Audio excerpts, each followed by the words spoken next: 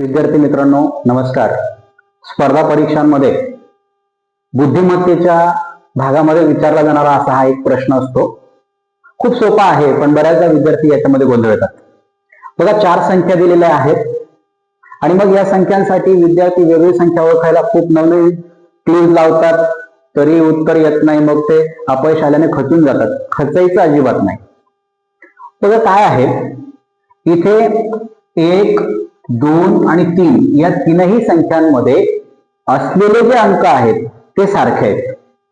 3, 2, 8, 3, 2, 8, 3, 2 आणि 8।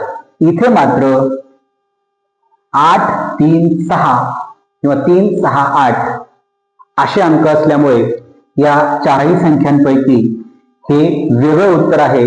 अशा पद्धतीने सुद्धा क्लू वापरून आपण असे प्रश्न सोडवू शकतो।